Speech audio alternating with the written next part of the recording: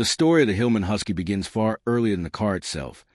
Rooted in roots group's post-war anxiety and eagerness to fill small but profitable gaps in the British automotive market. Britain in the late 1940s and early 1950s was struggling to rebuild its economy, and buyers wanted compact, practical, and affordable vehicles that could play dual roles as family transport and business haulers. Roots recognized that its well-accepted Hillman Minx platform could be stretched into multiple derivatives, and among these was the idea of a small estate car that sat between a utility van and a household runabout. Thus emerged the Husky in 1954, a car designed to be rugged but approachable, cheap but charming, basic but genuinely useful. It was not built to excite, but rather to quietly serve. The early Husky, based on the Audex-era Minx, wore a squared-off rear body, side-opening tailgate, and metal-framed windows that hinted at its utility origins. While the Minx saloon catered to middle-class families desiring comfort and refinement, the Husky took on a more robust persona as a workhorse with just enough civility to make it an everyday family car. Its appeal rested in its simplicity. A four-cylinder engine that demanded little, a chassis that forgave poor roads, and an interior that could be hosed out if necessary. In an era when British motorists were recovering from wartime austerity, such modest virtues resonated deeply.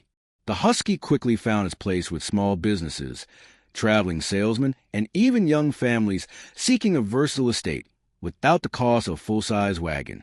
As the 1950s moved forward, Britain's automotive landscape became fiercely competitive, and Roots realized that the Husky needed to evolve.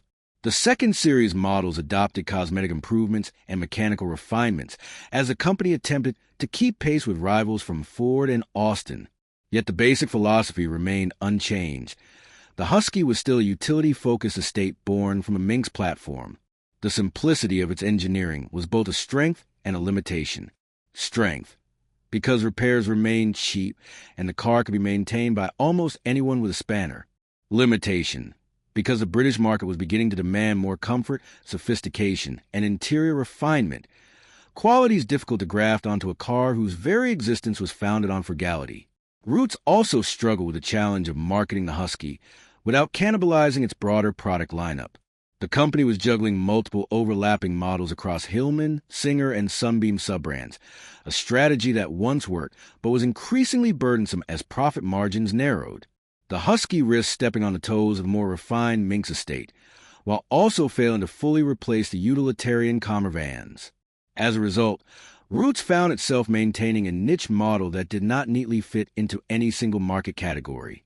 Yet the Husky persisted, carried forward by a loyal but modest customer base who valued honest engineering over glamour. By the late 1950s, the Husky was in an awkward position. It had proven its usefulness, but it was also showing its age. Britain was transitioning into a new era of motoring aspirations, and the Husky's rough-and-ready persona seemed increasingly old-fashioned. Families wanted more style, more comfort, and more space, and competitors were delivering. Ford's 100E and 1070 estates, for example, offered a more modern driving experience. Roots knew that the Husky needed a thorough rethink if it was to remain relevant in the coming decade, and this realization set the stage for the most transformative chapter in its history. The arrival of the third series Hillman Husky in 1960 marked a significant turning point. Roots decided to modernize the car by blending the new Minx Series 3 underpinnings with a redesigned body that retained the Husky's traditional boxy practicality.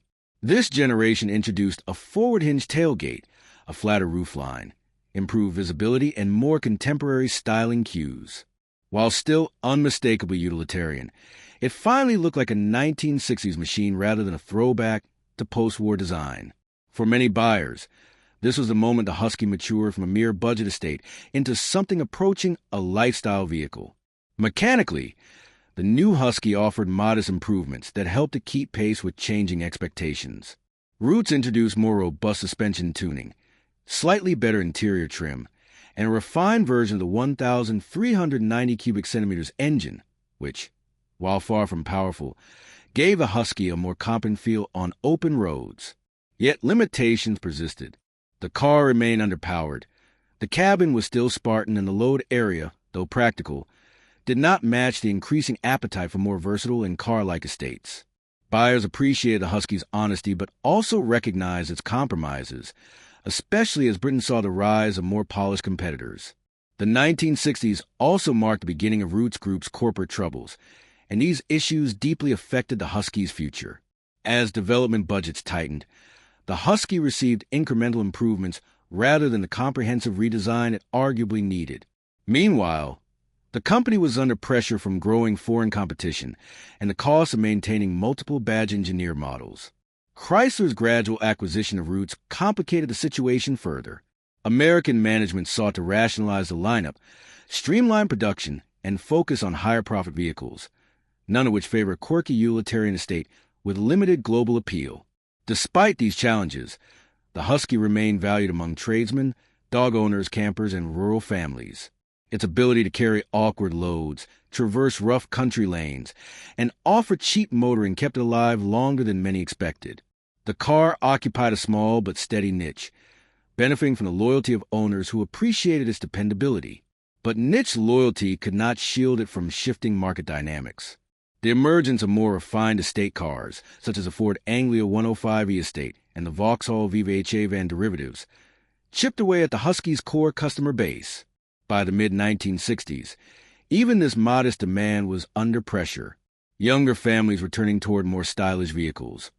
Fleet buyers pushed for modern vans, and small estates increasingly aim at comfort and aesthetics rather than utility alone. The Husky's identity, half car, half van, became less of a strength and more of a confusion. Roots lacked the resources to reinvent it for the new decade, and without a clear market position, the Husky's days were increasingly numbered. The final years of the Hillman Husky were dominated by corporate restructuring, shifting consumer trends, and the arrival of models that made the Husky feel redundant. Chrysler's full takeover of Roots by 1967 altered priorities dramatically.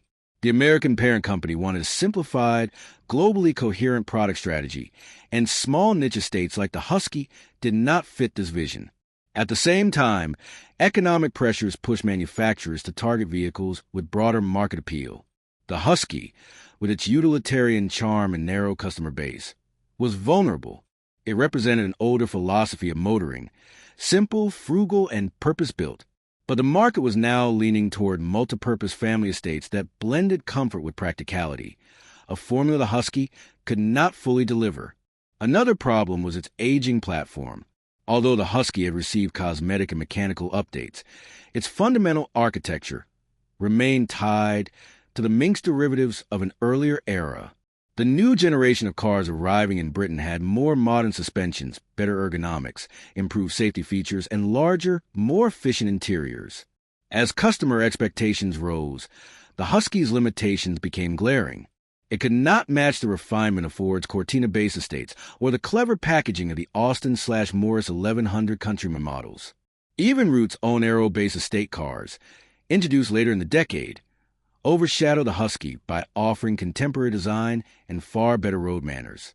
Sales declined steadily, and although Roots, now Chrysler UK, kept the Husky in production into the late 1960s, it was clear that the model had drifted far from mainstream relevance.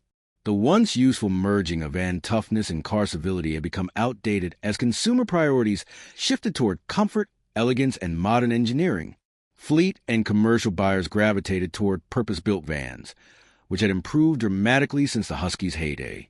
Families, on the other hand, now sought estates with proper seating for children, better ride comfort, and contemporary styling. The Husky, caught between two worlds, no longer satisfied either. Ultimately, the Husky ended not in a dramatic collapse, but in a quiet disappearance, phased out as Chrysler rationalized the UK product range. There was no direct successor because the Husky's market segment itself had dissolved. The gap it once filled, a hybrid between car and van, was effectively taken over by more modern estate cars on one side and compact commercial vans on the other. Its departure marked not just the end of model, but the end of philosophy. The Husky belonged to an era when British motoring emphasized thrift, utilitarian engineering, and clever platform sharing. By the 1970s, Britain's automotive ecosystem had evolved beyond those principles. In retrospect, the Hillman Husky remains a quiet icon of mid-century British motoring. While never a bestseller or a glamorous classic, It embodied the resourcefulness and practicality of the era. It served families, tradesmen, travelers, and countryside dwellers with unpretentious loyalty. Its disappearance illustrates the shifting values of a changing automotive landscape, from austerity-driven functionality toward comfort, performance, and international competitiveness. Today, surviving Huskies are cherished not for their power or luxury, but for their symbolism, a reminder of the time when usefulness mattered above all else. In that sense, while the Husky disappeared from showrooms, it never truly vanished from the hearts of enthusiasts who appreciate the unpolished honesty of a bygone motoring world.